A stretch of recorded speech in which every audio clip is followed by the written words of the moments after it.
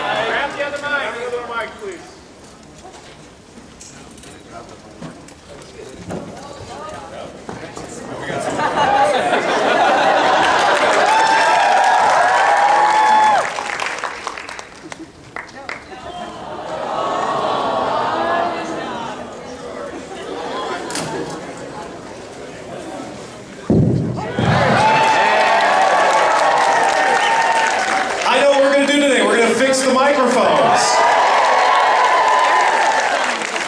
I'm Michael Schneider of TV Guide Magazine and our website, TVinsider.com, and welcome to our tribute, a farewell to Phineas and Ferb. So they've spent the summer at around 126 episodes, building a roller coaster, traveling to outer space, playing with time travel, discovering the lost city of Atlantis, opening the hippest restaurant in the tri-state area, and saving the world with the help of Marvel superheroes. But it all ended last month for our pals, Phineas and Ferb. The critically acclaimed Disney tune finished its 8-year run with one final adventure, the last day of summer. It took place the day before school started, but in homage to Groundhog Day, Dr. Doofenshmirtz invention threatened to repeat the day over and over in a loop, and in the end it was up to Candace, who spent the summer trying to bust her brothers to save the day. So we got a treat for you today. We've got the producers, creators of the show, a bunch of cast. We're going to talk all about our favorite cartoon. But first, let's take a look back at our buddies and over 126 episodes of Phineas and Ferb.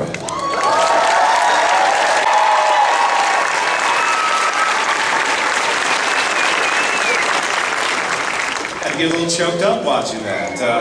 Let's introduce our panel right now, starting with the creators of our show. Of course, he also plays Dr. Heinz Doofenshmirtz, Mr. Dan Povenmire.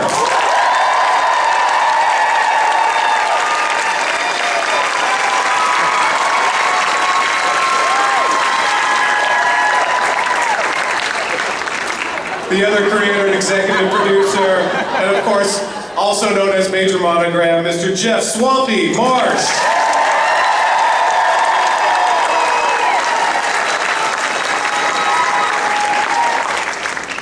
His credits include Everybody Hates Chris, McFarlane USA, The Walking Dead, and of course he's Phineas Flynn, Vincent Martella.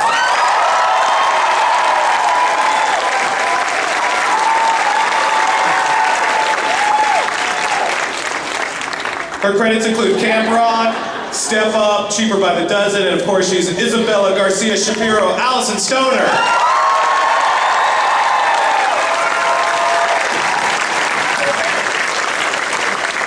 He does voices for virtually every show on television. American Dad, Ben 10, Miles from Tomorrowland, Penn Zero, Part-Time Hero, the list goes on and on, but he's Perry the Platypus, D. Bradley Baker.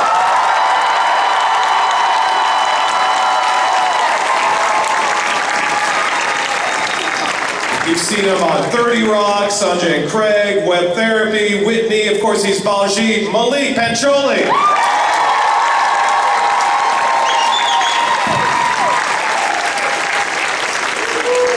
So I sense a little disturbance with the nameplates here, so do explain. Well, because every panel that I've ever seen, the names are switched, and so they handed us ours ahead of time, and we were like, oh, we shouldn't break with tradition. We should switch them up. I think you guys then should be required to go down the row and do the catchphrases in front of you, but in your characters' voices. Okay, so okay. So, Doof. All right, there's Dr. Doofenshmirtz. I just have to say, what you doing?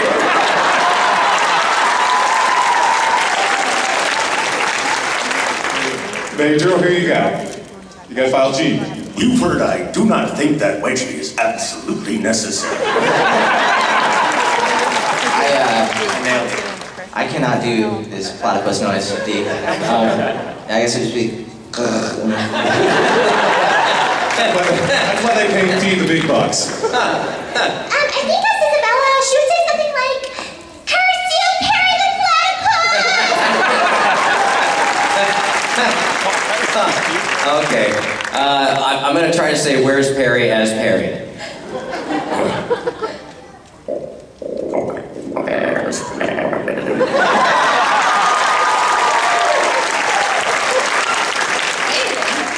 What you got down there? All right, I got Major Monogram. Here we go with Great Googly Moogly.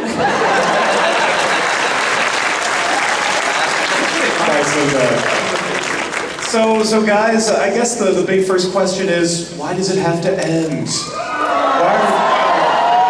You know, I sort of feel like we got a lot of bonus episodes out of it. We were supposed to do 104 days of summer vacation. We did somewhere around 225 episodes, something like that. Right, so I've seen you guys explain in the past that, so maybe they did a couple adventures on the same day. That's what we sort of figured. It's like, well, there were several days where they did 3 or 4 things in the same day. So And they that played really with helped. time a little bit, so That's right. what happened. They went back in time. It's possible they came back to the beginning of summer and just started all over. We could never tell. We had to end it because we were just sick of working with each other. Yeah.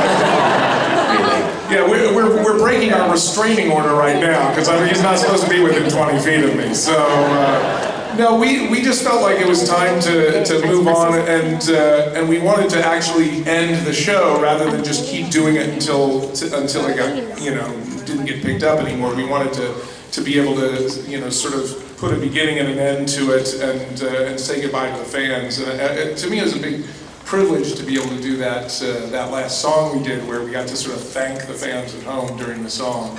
And We were in a position to be able to ask to do, a final episode of an animated cartoon and really wrap the series up the way we wanted to, which you don't get that opportunity.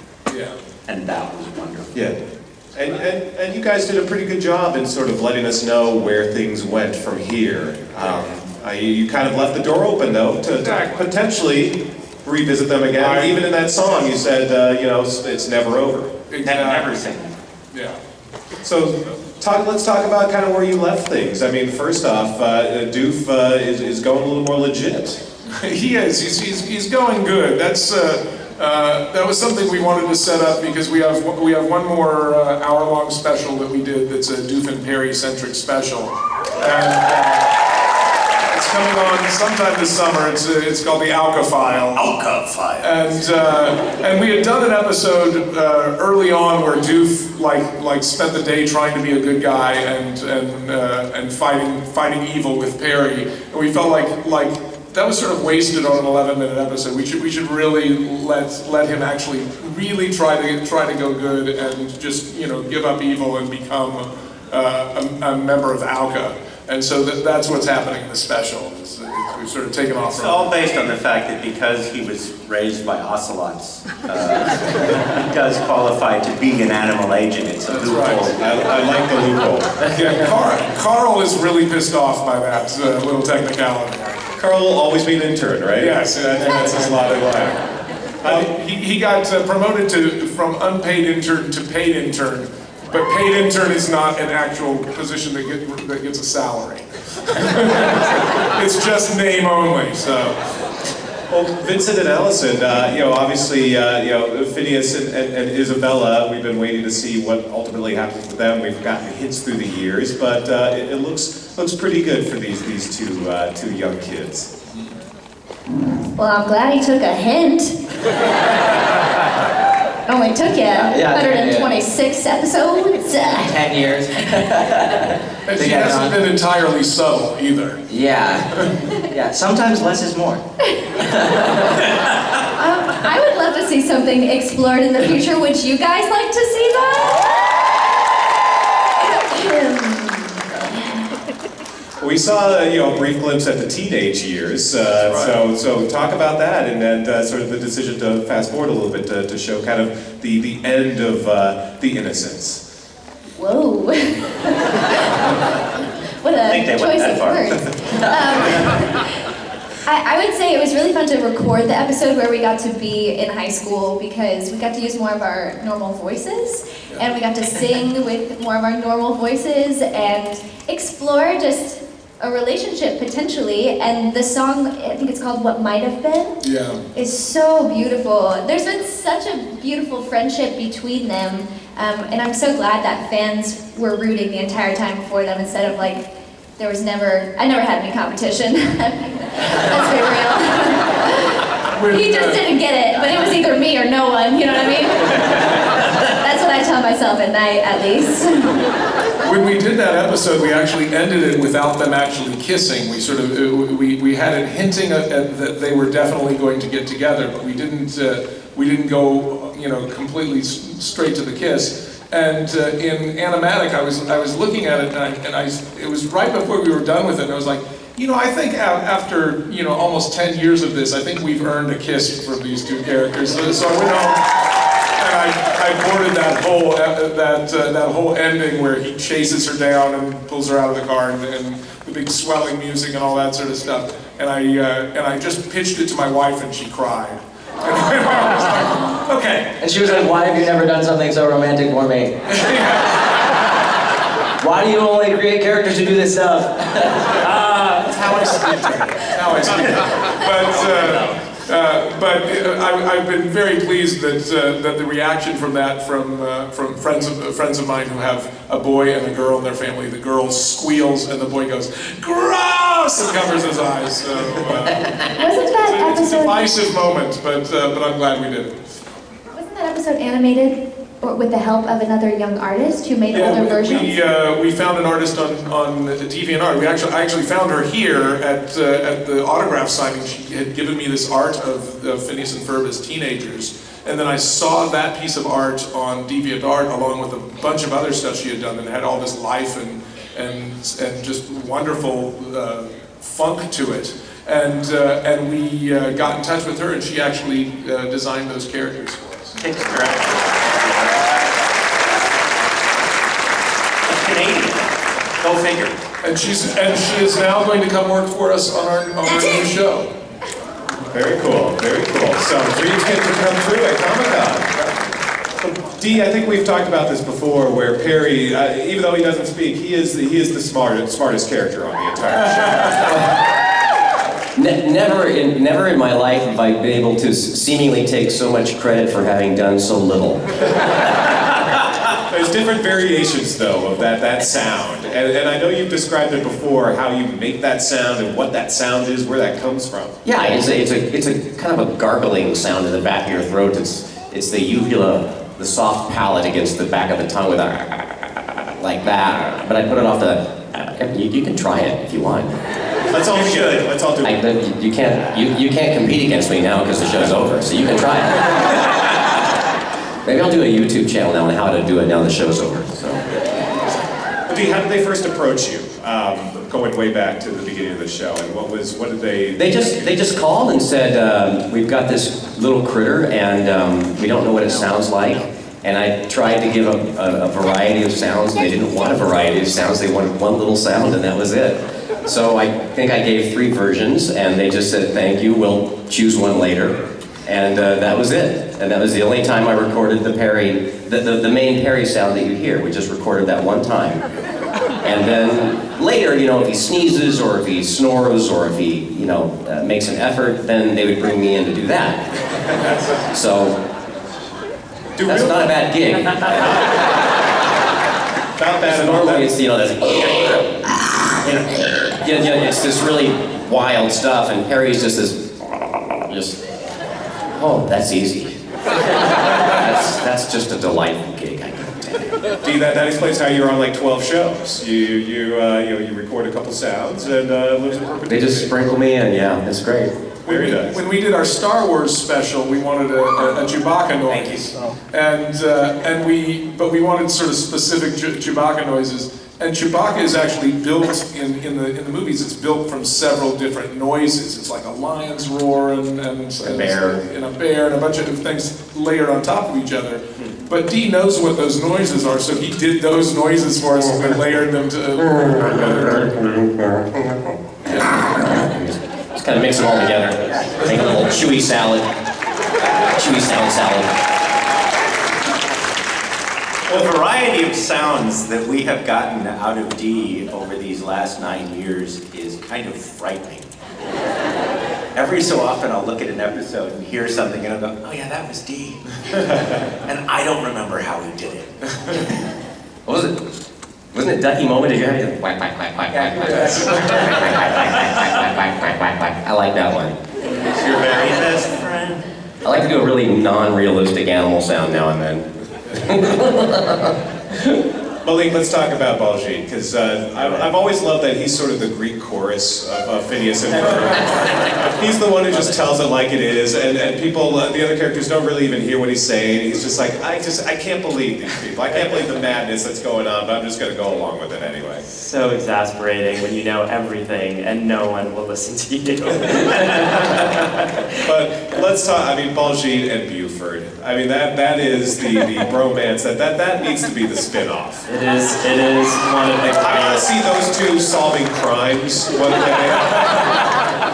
Opening up a shop, they've got to do something together. So I would do anything with that guy. We rarely get to record together, but there was one day where Bobby and I got to go into the booth together, and it was magic. It was so much fun. Our pacing was so tight. We just riffed off each other, and I feel like that was an indication too of just where these two characters had gone over our 10-year summer vacation.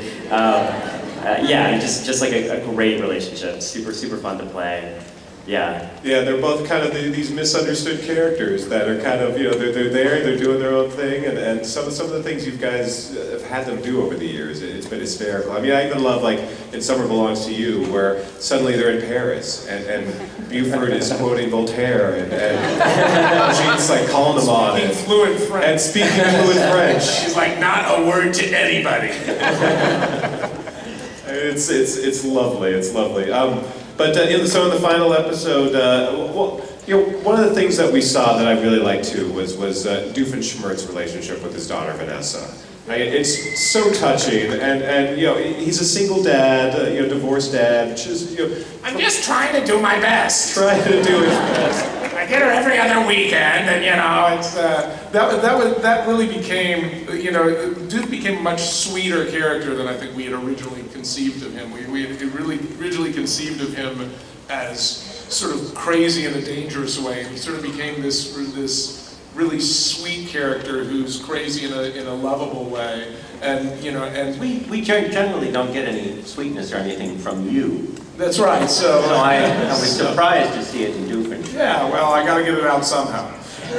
But having him really trying to be a good dad, and just what his idea of what he wants from his daughter is very different than what she wants for herself, and him slowly realizing that over the course of the show really, I think, made him a much richer character.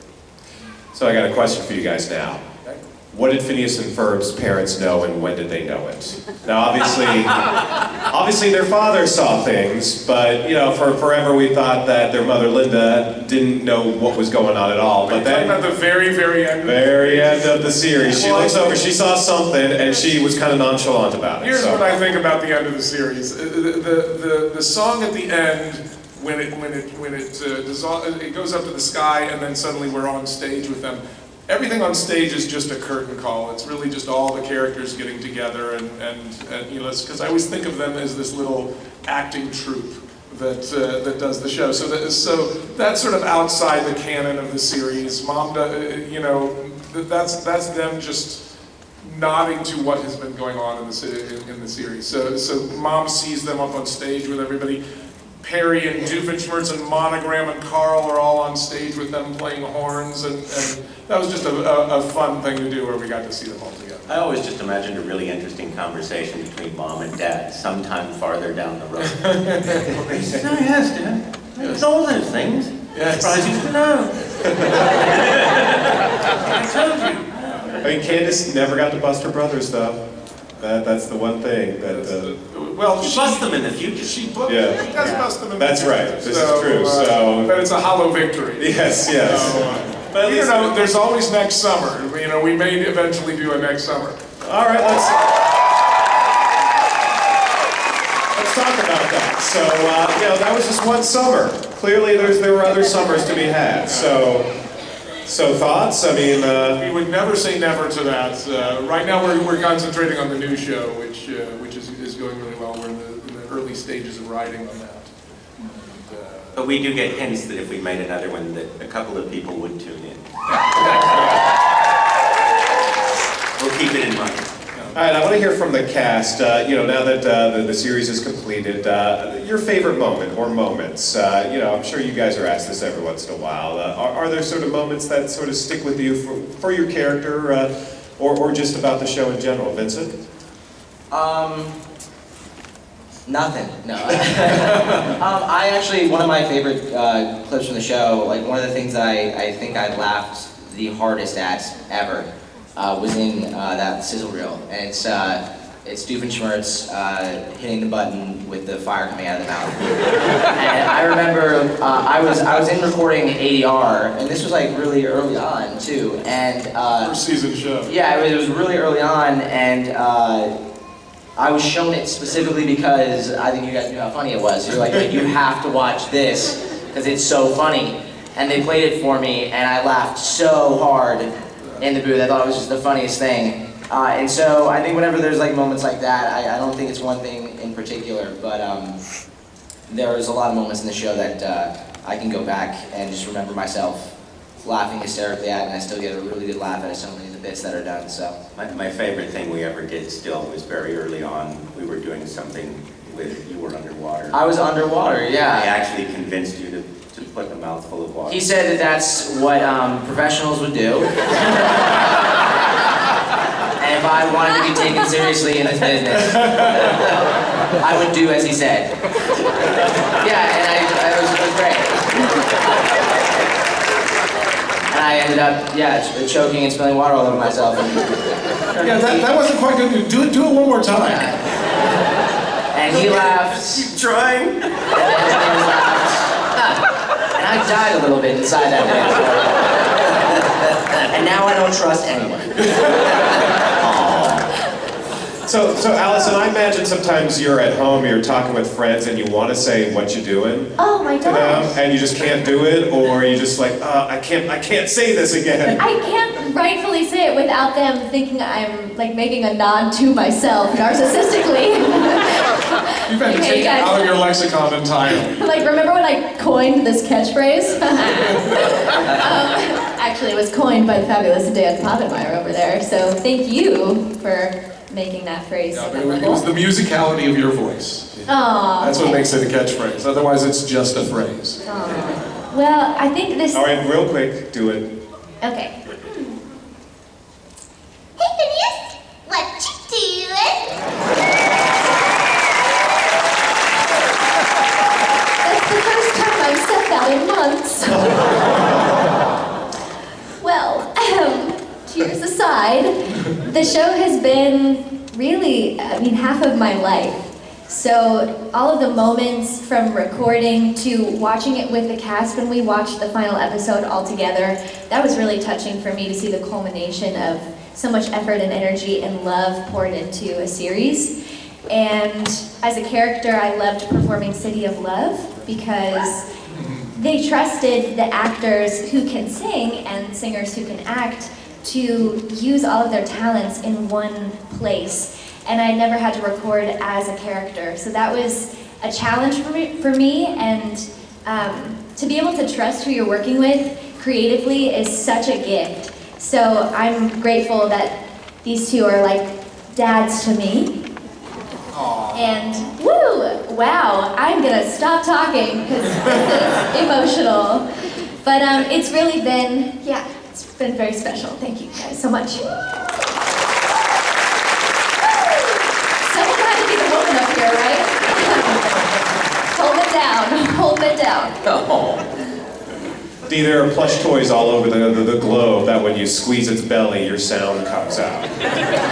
Well, a lot of them don't have a sound chip, unfortunately. I wish that they all did. But yes, that little Perry is so beloved. I mean, the whole show, it's like this perpetual motion machine where the relationships are they're so appealing and so strong that it could go on forever, like this perfect summer that you probably had at least one that was like, that was the perfect summer. And that's kind of what this show, I think, was, that just kind of goes on like a song, like a wonderful song that you can't forget. And I don't think there's any collection of wonderful songs more full and more wonderful than this show. The music and all that, you can't compare to anything except for maybe Mr. Rogers. But just in terms of songs, it can't be beat, and it's such a, it's a great show that even in abstract, like the Tri-Stone area episode, where it's like, it's so, the show is so funny even in an abstract form. It's like writing it out into an equation, and you laugh at the equation. It's so funny. I mean, it's really, I can't think of anything to compare it to. So it's sad, in a sense, that it's finished like a summer, but that you have it, and that you remember that, and you will never, ever forget it. And you can always sing those songs and always laugh about that. I mean, what a wonderful thing to have throughout the rest of your life. And Dan and Swampy have given that to us. So for that, I thank you.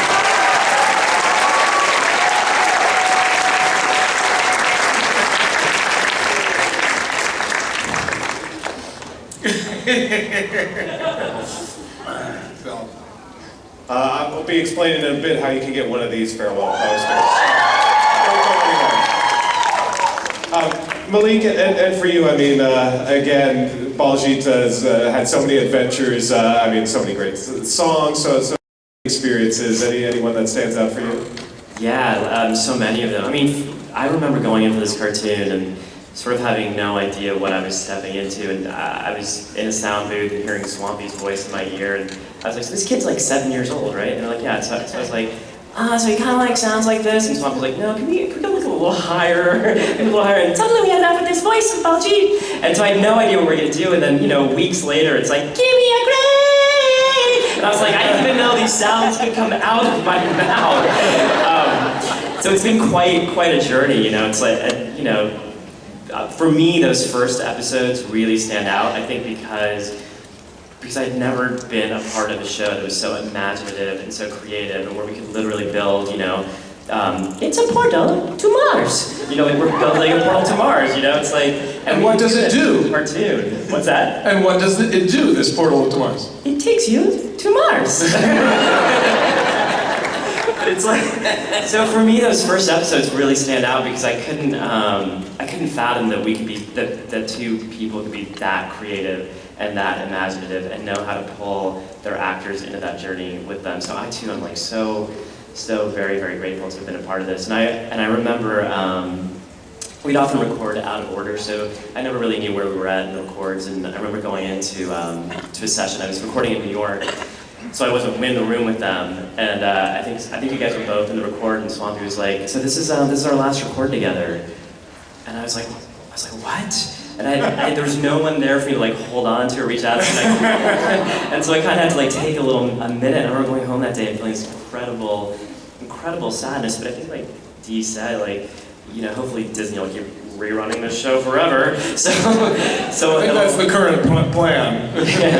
So it'll always be there, but I think, you know, for me, I'm just gonna miss getting to go in every week or every 2 weeks or whatever it is and getting to interact with these two genius men who created. I will always remember the look on your face when, after we got the Baljeet voice, the first time we said, no, we're gonna be singing a song. And there was really this moment where you just went,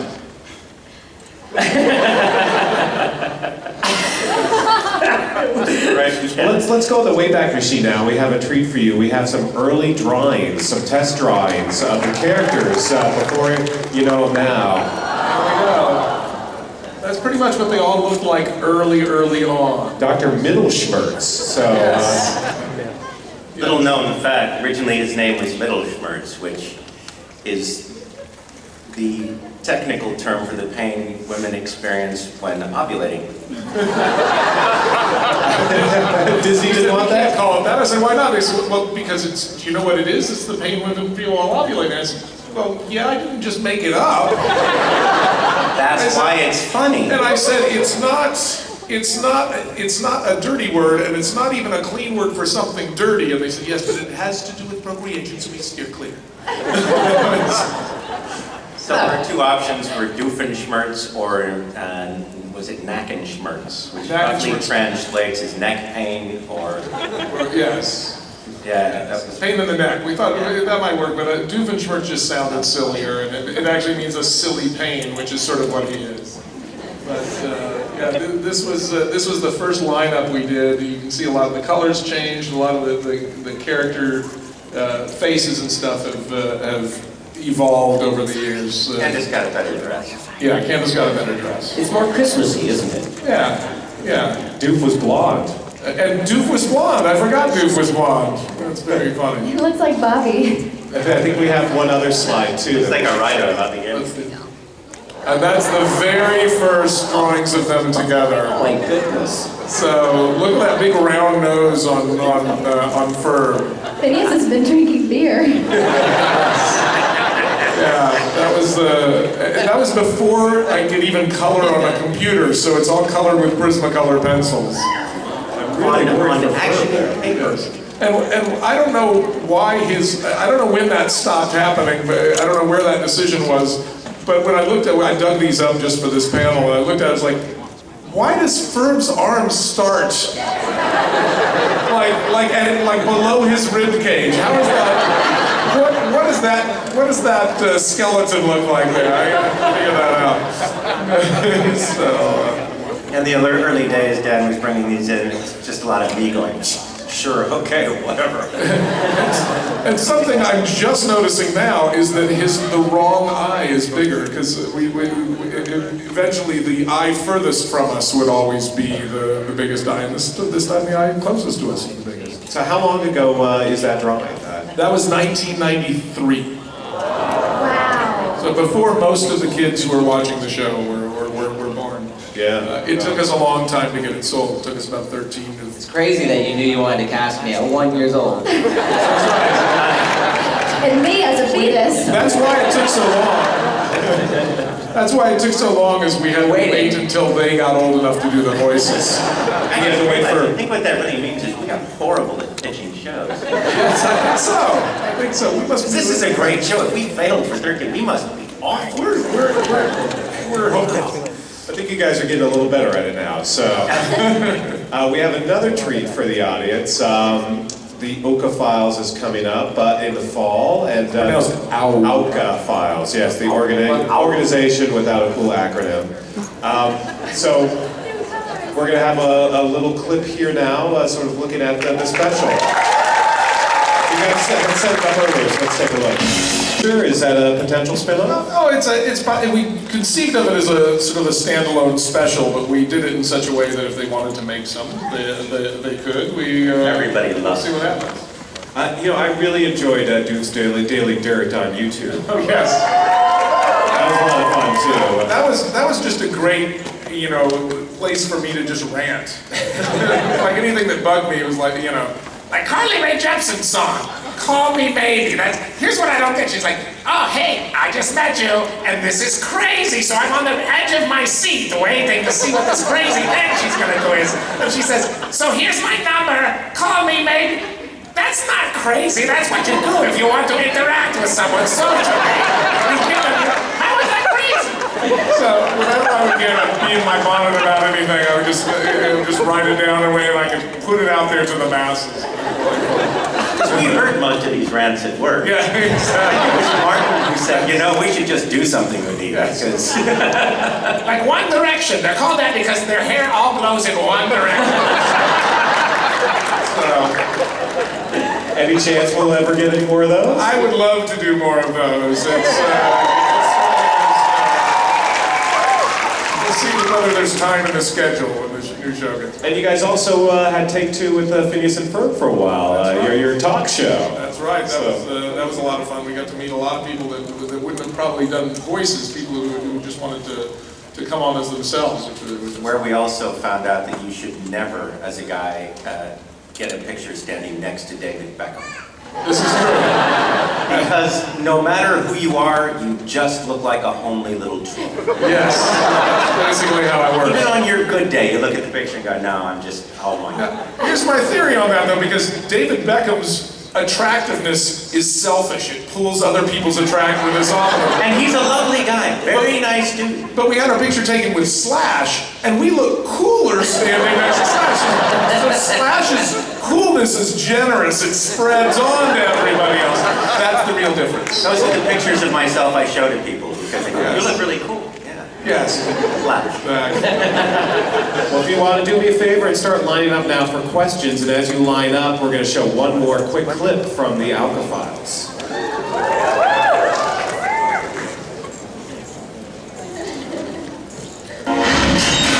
Questions, who's up first? Who's your favorite character besides yourself and why? For me, it might be, it's probably either Perry the Platypus or Ferb. It's one of the, I like the characters that don't talk a lot and are sort of an enigma. I think Perry is somehow really cool because he doesn't speak. Yeah, Ferb's always been my favorite just for that reason. It really forces you to play with the expressions and the conversations and the interaction. And he's the coolest person I know, wearing trousers all the way up to his armpits. I like Peter the Panda. I like him a lot. And I don't think I need to give a reason why. That explains your jammies. Tacit. Yeah, my panda jammies that I wear.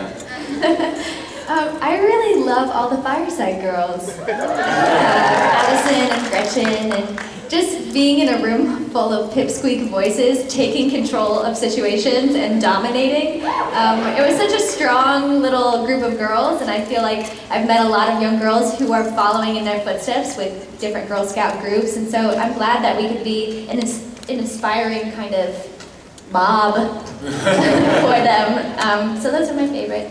My girls. And I can't choose amongst the kids. I like all of the kids so much because it's like they attack summer. They want to get as much as they can possibly get out of the juicy, fruity nougat of summer, and they're going to get it and make things and build things and play and have fun and not just sit around and stare at Instagram. But they're gonna do something and connect with the world and move their life forward in a really exciting way. So that's why I love the kids. I can't choose one. I would say Doofenshmirtz and Baljeet and Doofenshmirtz have very rarely had scenes together, and so I'm embarrassed to say this, but sometimes I get the script and I page through the Doofenshmirtz scenes, or when I read them, and I have like a master's degree, I read them and I'd be like, I have no idea what he's talking about. But then you'd see the episode and it would be so freaking hysterical, and so I was always like in awe of what Dan was doing with Doofenshmirtz. What innator you had created that week. Yes. Thank you. Next question. I just wanted to say I'm really sorry that you guys are going off the air because it's the one show in our family that we all loved, and I have all boys in my family, and so, and it's the show that I would get caught watching without my children around. And they say, Mom, that's our show. No, that's my show. Well, it probably won't go off the air though. It'll probably air forever. Well, this is good because it doesn't matter how old my kids get, and my husband who loves Doofenshmirtz, I mean, he is Doofenshmirtz. That's the favorite thing we hear from people is that families view this show together and everybody gets something out of it. And it doesn't matter if you're like a sports kid or an egghead, you just love it. It's just the best show. But my question is, I love all the music, and I'm being told I have to ask somebody this question, not all of you. But so I'm gonna go with, I just got really nervous. No, you. Me, Allison. Yeah, I'm gonna go with, Hello. And Baljeet, sorry. What are your favorite songs? Since I know you do some of the performing, you know, so what are your favorite songs? In the show. In the show that you perform, yeah. I love I'm the sorry. Eagles. I love that Call Me Maybe song. No. Sorry, we didn't help you out with the name card. No, like Dan. when I blanked on your, I was like, I can't believe. No, it's all okay. What you do? That's the only thing I could think. And I would respond gladly. I think my favorite song to record was Ooh Chaka, He Garga Mangaloo Hey, which was Gitchy Gitchy Goo in the Stone Age. That was fun. How was that? How was the chorus on that? Ooh Chaka, He Garga Mangaloo Hey, By the end of recording that show, we actually knew that language. That was scary. We could speak in that. That is my favorite. What about you? I would say, I feel like Give Me a Grade was so much fun to record. It was like, I hardly like, I never really get to rock out like that in my real life. And so it was fun to do it, but then also when I saw the final product, and I'm in this like crazy rock outfit with eyeliner and my hair's up, I mean, it was just really, really fun to see where we took that song. Can you give us a couple bars? I mean, I don't remember the words. You only have to sing them like once. It was like, somebody give me a grade, a something, something, something, a something, something, something. Thank you for your question. Hey, can we give the music people a round of applause for the music on this show? And these two wrote the songs, and Danny made the music, and it sounds like he did the song for OWCA Files as well. Yeah. Incredible. That was a superlative part and an integral part to the show. Next question. Also one of the most fun parts. Why was it always like Phineas talking and barely ever Ferb? Because I'm more important. And Ferb's not here to defend himself. And if Thomas Sangster was here, he'd tell you different. But Ferb talks when he needs to. It's just that Phineas usually says everything that needs to be said. Thank you. Next question, please. This is for Dan. Yeah. Just really quick, I wanted to say, it made me feel good to see you guys getting emotional up there, because when that first reel came out, he's 10, so it's been a huge part of our lives for the past 10 years, and I was getting emotional during that, and so when you were getting emotional, I thought, okay, I'm not the only one. This is for, Mr. Palmer or whatever. You can call him Dan, everybody. My favorite Nader is the Never Dimension Nader. Which is yours? That may be it, actually, just because of where that got us. Because we always think of the Naders as where does this get us to this story, and I love that story so much. I think the other Dimensionator gets us to Phineas and Ferb seeing who Perry is, Doofenshmirtz realizing that a platypus is also Perry the platypus. That's probably it. And always a self-destruct button on it. Yes. Always. Yes. Next question. Are you gonna make any more Phineas and Ferb's movies? Well, that's a good question. Thank you. That's a very good question. Where's this movie we've been waiting for?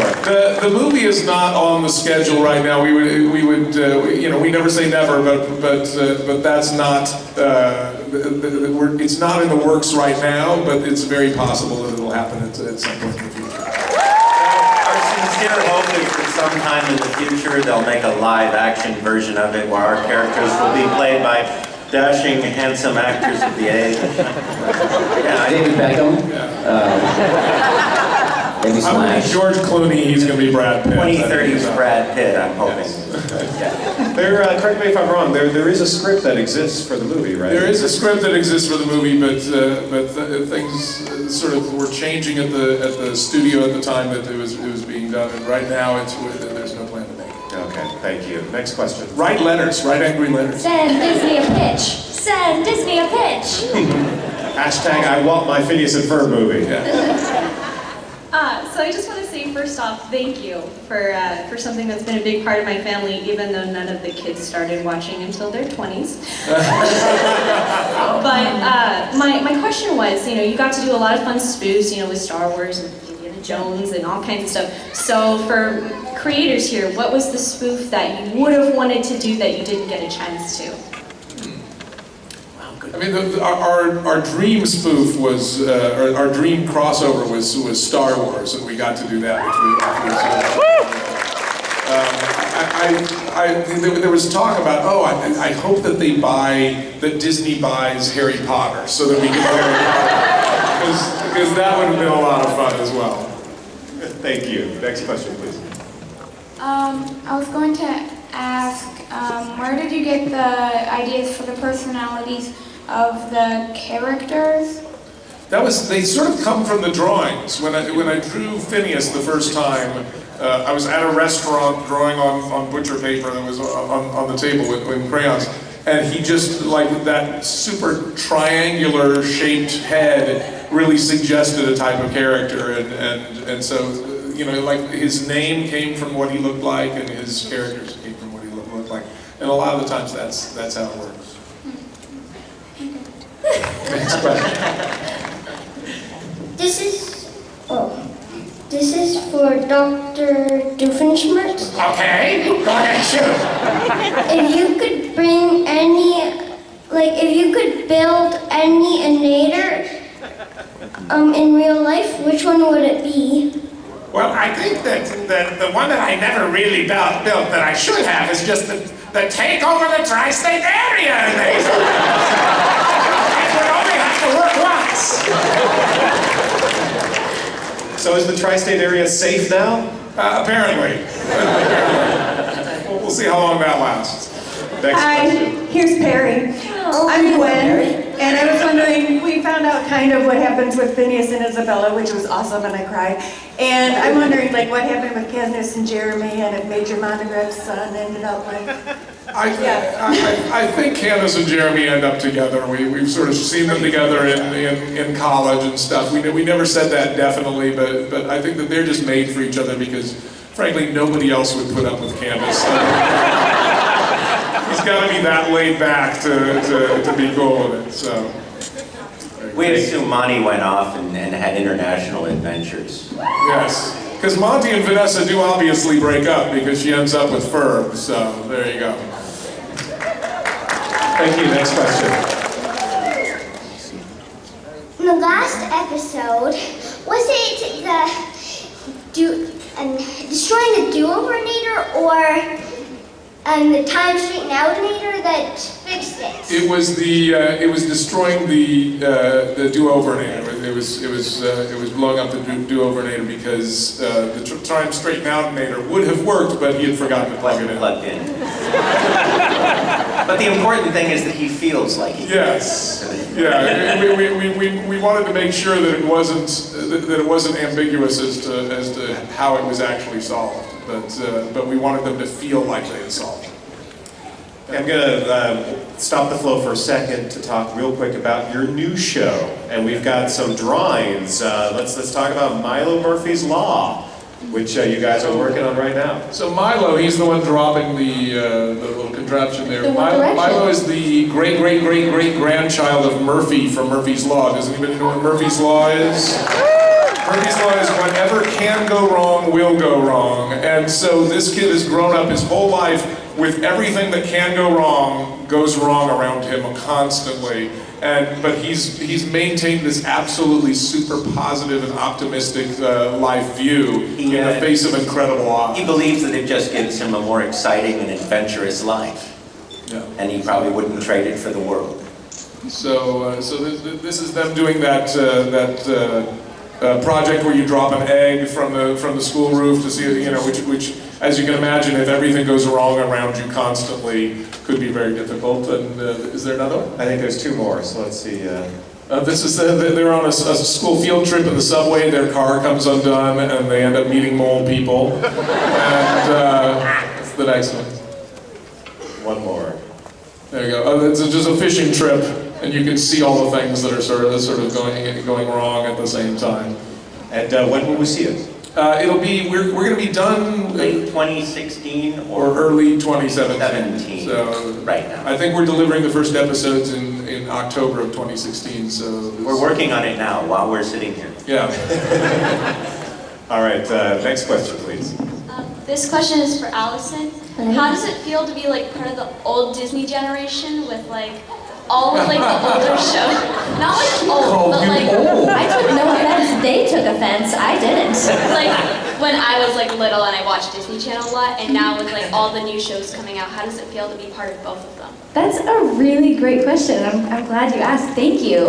I have been working for the channel for 14 or 15 years. Started on Sweet Life of Zack and Cody, did That's So Raven, Lilo and Stitch, Camp Rock movies. I forget what other things we did in the last 14 years.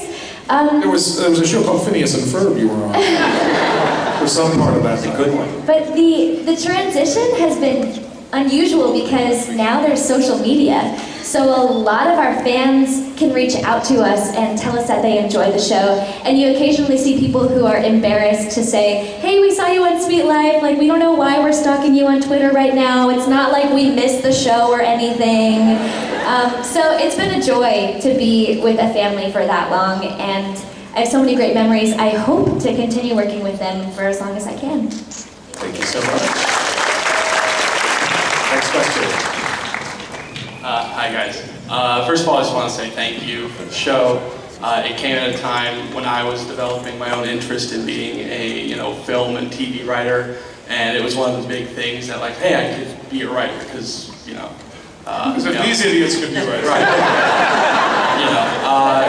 And as a writer, I'm so interested in the development of the Perry and Doofenshmirtz relationship because I think it's one of the most dynamic relationships I ever saw on TV, and just how, it's like fighting each other was a job, and now off the job they were just friends. So I just was wondering over the course of the series how that developed. Well, that became very interesting to us early on, that these guys see each other all the time. They're really the most important characters to each other. They're the most important person in each other's life because it's the people that they see every single day, and it became this sort of frenemies relationship. And a lot of it is sort of harkens back to there was a sheepdog and the coyote from the old Warner Brothers shorts that did that. There were several of those where they were like, hey Bill, hey, how's it going? They'd clock in and then they'd be at each other's throats, and at the end they'd go off together and have coffee. Here for bowling night? Yeah. Yeah, exactly. So I think that sort of informed that decision, and we had a great time with that. We also, it was really great on this series to be able to let these characters go with an incredibly creative team behind us and kind of trust them to play with them. And they would bring things that we never thought of doing with any of these characters. And all of a sudden they were doing stuff that had never been in our imagination, and it was wonderful and as surprising and unexpected and great, and really created that relationship into something so much more interesting and complex than I think we'd have ever had originally imagined it as being. That was really great. Thanks, Ed. Thank you so much. Next question. Do you think that maybe on your new show, the OWCA Files, you could show like some of the characters from Phineas and Ferb in the background? Possible. Wouldn't be a horrible idea. It wouldn't be a horrible idea. It would save us on designing new characters, wouldn't it? You should tune in and watch. Yeah, we'll see. We sort of think of it as taking place, in the same general universe as Phineas and Ferb, so who knows? Like in Success, it would be great to have a crossover where we get to see the other characters. Thanks so much. Well, guys, I'm afraid that's the end of our panel. So, so first off, guys, the posters, every one of you can go get one. You go to the Hyatt, where they have the program Premium's room, and just show up and say, hey, I was at the Phineas panel, you'll get this farewell poster to bring home. So make sure to go get one. And Dan Swampy, you want to say a last word to your fans? Well, before we go, thank you guys.